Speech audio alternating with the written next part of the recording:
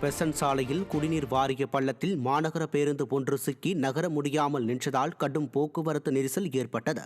மக்கள் விரோத திமுக மாநகராட்சி நிர்வாக ஊழியர்களின் அலட்சியத்தால் டாக்டர் பெசன்ட் சாலையில் குடிநீர் வாரிய குழாய்க்காக தோண்டப்பட்ட பள்ளம் சரியாக மூடப்படாமல் இருந்துள்ளது.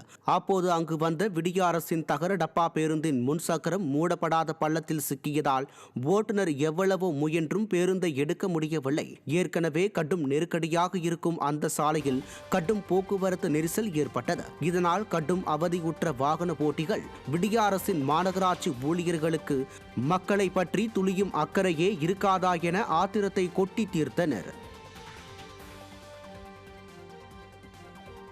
துபாயில் வேலைக்காக சென்று சிக்கிக்கொண்ட தனது மகனை மீட்டு தர வலியுறுத்தி பெண் ஒருவர் தென்காசி மாவட்ட ஆட்சியரிடம் மனு அளித்தார். கடையநல்லூர் அருகே உள்ள புதுக்குடி பகுதியைச் சேர்ந்த மாரியம்மாள் என்பவரின் மகன் செல்வகிருஷ்ணன் என்பவர் தனியார் ஏஜென்ட் மூலமாக 2 லட்சம் ரூபாயை கட்டி துபாய்க்கு கடந்த 7 மாதங்களுக்கு முன்பு வேலைக்கு சென்றுள்ளார்.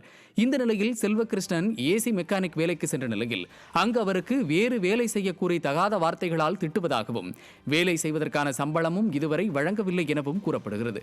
மேலும் தனியார் ஏஜென்ட் இதுகுறித்து எதுவும் கண்டுகொள்வதில்லை எனவும் தங்களிடம் உணவுக்கு கூட பணம் இல்லை எனவும் கூறி செல்வகிருஷ்ணன் மற்றும் அங்கு பணிபுரியும் தமிழக இளைஞர்கள் வீடியோ ஒன்றை வெளியிட்டுள்ளனர்.